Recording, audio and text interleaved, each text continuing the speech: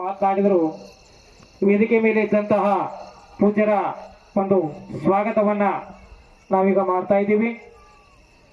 ಅದಕ್ಕಿಂತ ಮುಂಚಿತವಾಗಿ ಪೂಜ್ಯರು ಈಗೇನು ನಮ್ಮ ವೇದಿಕೆ ಮೇಲೆ ಪೂಜ್ಯರು ಬಂದಾರಲ್ಲ, ಅವರು ವಿಶೇಷವಾದಂತಹ ದೈವಿ ಶಕ್ತಿಯನ್ನ ಹೊಂದಿರತಕ್ಕಂತಹ ಸ್ವಾಮೀಜಿಯವರು. ಯಾಕಂತಂದ್ರೆ ಅವರು ಬಹಳ ಧರ್ಮದ ಆಳವನ್ನು ತಿಳ್ಕೊಂಡವರು, ಕಟ್ಟ ಬಸವ ತತ್ವವನ್ನ ಜನರಿಗೆ ನೀಡ್ಕೊಂಡು ಬಂದಿರತಕ್ಕಂಥವರು ಮತ್ತು ವಿಶೇಷವಾಗಿ ಮನಗೂಡಿಯ ಮಾಣಿಕ್ಯ ಅಂತೇಳಿ ಬಸವ ಧರ್ಮ ಪೀಠದ ಮಹಾ ಜಗದ್ಗುರು ಲಿಂಗಾನಂದ ಅಪ್ಪಾಜಿ ಅವರನ್ನ ನಾವು ಕರಿತೀವಿ. ಅದಾದ ನಂತರ ಮನಗೂಡಿಯ ಮತ್ತೊಂದು ಮಾಣಿಕ್ಯ ಅಂತಂದ್ರ ನಮ್ಮ ವಿರತಿಶಾನಂದ ಮಹಾಸ್ವಾಮಿಗಳು.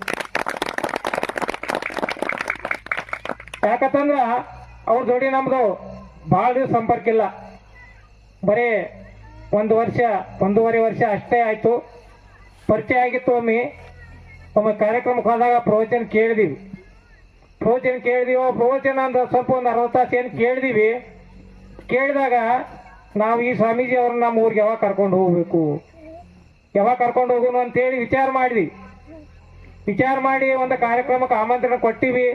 ಅವಾಗ ಅವ್ರಿಗೆ ಮತ್ತೊಂದು ಕಡೆ ಅವ್ರ ಕಾರ್ಯಕ್ರಮ ಇತ್ತು, ಬರೋದಾಗೋದಿಲ್ಲ, ಮುಂದಿನ ಕಾರ್ಯಕ್ರಮಕ್ಕೆ ನೋಡೋಣ ಅಂತ ಹೇಳಿದ್ರು. ಮತ್ತೆ ಬಸವ ಜಯಂತಿ ಕಾರ್ಯಕ್ರಮ ಬಂತು. ಬಸವ ಜಯಂತಿ ಕಾರ್ಯಕ್ರಮಕ್ಕೆ ಒಂದು 15 ದಿವಸ ಮುಂಚಿತವಾಗಿ ಹೇಳೋಣ, ಯಾಕಂದ್ರೆ ಅವ್ರು ಬಿಜಿ ಇರ್ತಾರೆ, ನಮ್ಮ ಮಾತು ಸಿಗಲಾಕಿಲ್ಲ ಅಂತೇಳಿ ಒಂದು 15-20 ದಿವಸ ಅಡ್ವಾನ್ಸ್ ಹೇಳಿದ್ವಿ. ಏನಿಲ್ಲ, ಈ ಸಲ ನಿಮಗೆ ಬಸವ ಜಯಂತಿ ಕಾರ್ಯಕ್ರಮಕ್ಕೆ ನಾ ಬರ್ತೀನಿ ಅಂತ ಹೇಳಿ ಹೋದ ಬಸವ ಜಯಂತಿ ಕಾರ್ಯಕ್ರಮಕ್ಕೆ ಬಂದಿದ್ರು. ಅದನ್ನೆಲ್ಲ ನೀವು ನೋಡಿರಿ, ಅವ್ರ ಪ್ರವಚನವನ್ನು ಕೇಳಿ. ಇನ್ನೊಂದು ಏನೈತಿ ಅಂತಂದ್ರ, ಬಸವ ತತ್ವ ಎಲ್ಲರಿಗೆ ಯಾಕೆ ಆಗಿ ಬರೋದಿಲ್ಲ.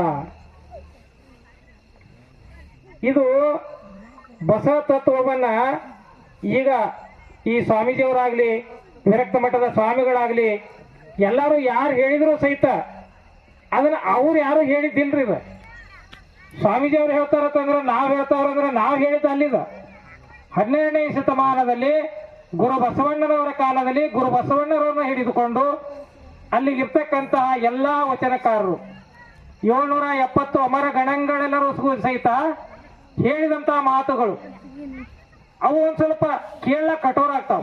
ಯಾಕಂತಂದ್ರ ನಾವು ಎಲ್ಲಾ ಕಡೆ ತಿರ್ಗಾಡಿ ಬಂದಿದೀವಿ, ನಾವು ಅದನ್ನ ಮಾಡ್ಬೇಡ್ರಿ ಇದನ್ನ ಮಾಡ್ಬೇಡ್ರಿ ಅಂತ ಅಂದ್ಕೊಳ್ಳಿ ನಮ್ಗೆ ಡೈರೆಕ್ಟ್ ಅದು ಎದಿಗೆ ಬಡ್ದಂಗ ಆಗ್ಬಿಡ್ತದೆ.